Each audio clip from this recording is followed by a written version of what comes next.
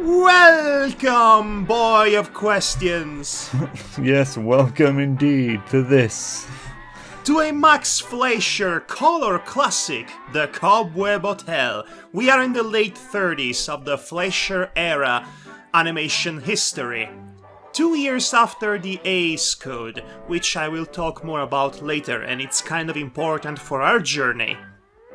Anyway, direction Dave Fleischer. It's the Cobweb Hotel for flights only, and we start up this classic Fleischer film with the classic setting, a live-action setting that is, ready to transition into animation. The Fleischer have been experimenting with live-action and animation since the late 1910s, that is. Okay. Ah! Yes! Welcome to Cobweb Hotel for flies only. I will eat them all later on. Yes! Oh god. I'm pretty sure all of these voices were done by the same voice actor, which is hard to find out who that is because nobody before Mel Blanc was credited as a voice actor back in the day. Yeah. Anyway, so the Flyweight Champion and Lady Flyweight Champion, get it? Yeah. Because of fly, are on a vacation, so they stop by a suspiciously webbed hotel that's also named Cobweb Hotel. What could possibly go right? I don't know. Yeah. This looks like shenanigans. Okay. What I really like about this cartoon is the animation, and specifically the mannerisms of both the spider and the fly characters. Mm-hmm. You cannot help but being a creepy Crowley, and the Flyweight Champion is always on, on his, as you can see, on his fighting mode. Yeah, it's putting them dukes up. Yes. Now, I chose this cartoon because it is, I believe, one of those Fleischer tunes that have aged the best. It has a complete narrative with a structure that makes sense, a beginning and an end.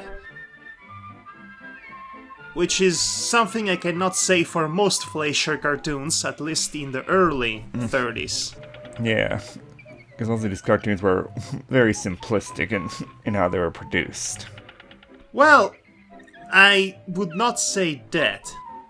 You are familiar with the post-Code Ace cartoons, but before that, oh boy! I will show you, don't worry. Yes, it's comfy, isn't it? Yeah. Well, this guy seems friendly enough. Yeah. Of course, everything he says, he sings. I'm trustworthy. He seems likely fellow. Yeah, and lucky number 13 too. Oh, well, you probably should have put a tent on that window. Yeah. Come to Papa. Ow, ow, ow, ow, ow. I enjoy the visual storytelling in this cartoon. We know that the Fly is a boxing champion, so he actually puts up a fight against the spider. Yeah. But don't count the lady out yet. I won't.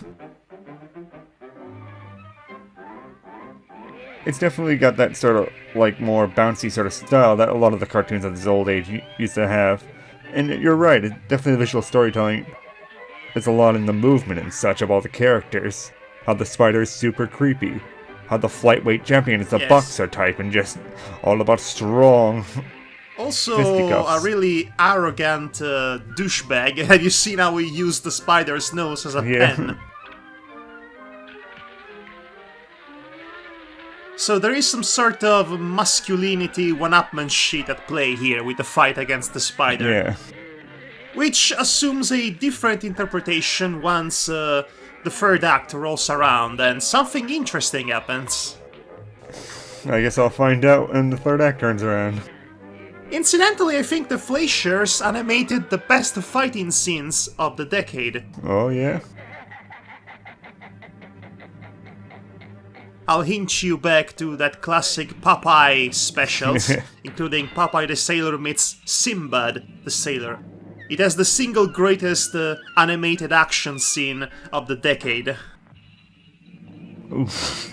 And this one is not too shabby too, for being a cartoon from the 36. Yeah, it looks great with all the impacts and such. Yes, and it still feels rather bouncy and harmless, reminding the audience that they are indeed cartoon characters. Oh, the fly trapped himself. But worry not! Lady Flyweight Champion is on the case. Yeah. So, the damsel in distress character here saves herself and then proceeds to save everyone else. Yeah. Which is kind of unheard of at the time. In fact, this might be one of the most progressive cartoons of the period, and the fact that nobody made a big deal out of this in any way or context whatsoever only empowers this notion. Lady Fly saves the day and saves her husband, and then the liberated flies take care of the villain. They all work together to get rid of the much bigger threat. Which is nice. I actually don't have anything funny to say about this cartoon. It's just really good. It is a very good cartoon. Definitely has a great visual storytelling to it. Yes. Really, the only lines of dialogues are the lines sung by the spider. And they give you the bare minimum information you really need for this. Yeah. No, you're hurting me.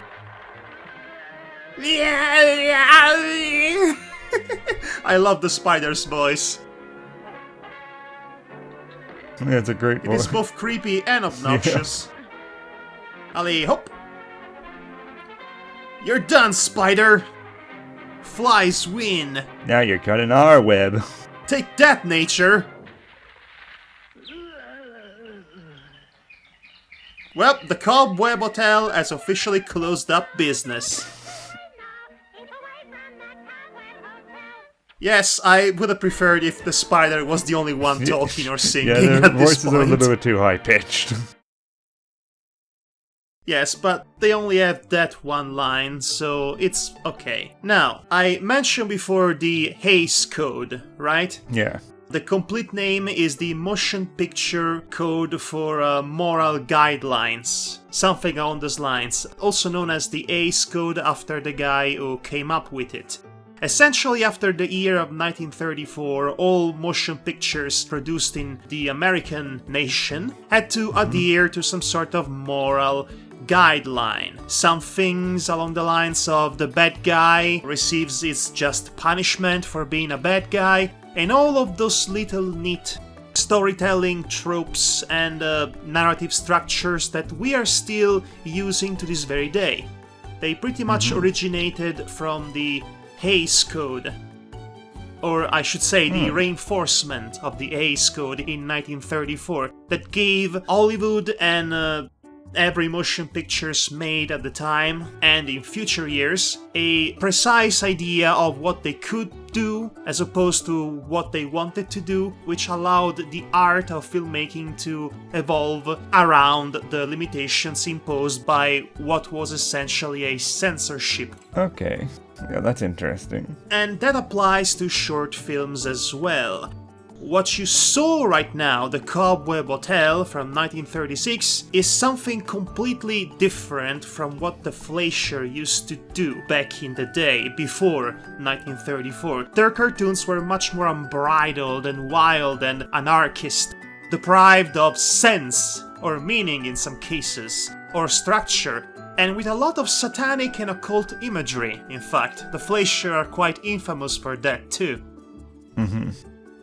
Yeah, I've heard that was the reason like they were the biggest competition for Disney at the time. Yes. Before they got beat up by it. Yes.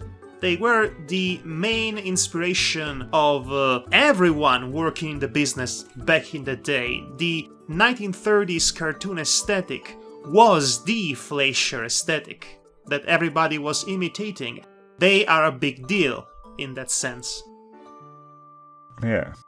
So what we just witnessed was their most structurally solid, properly narrated short film. And now it's time to show you how they used to make their films before. And oh boy, you're in for a special treat, my friend. Can't wait to see it. We go back further in time to witness the mirabolant misadventures of Bimbo in Bimbo's Initiation. See you next time.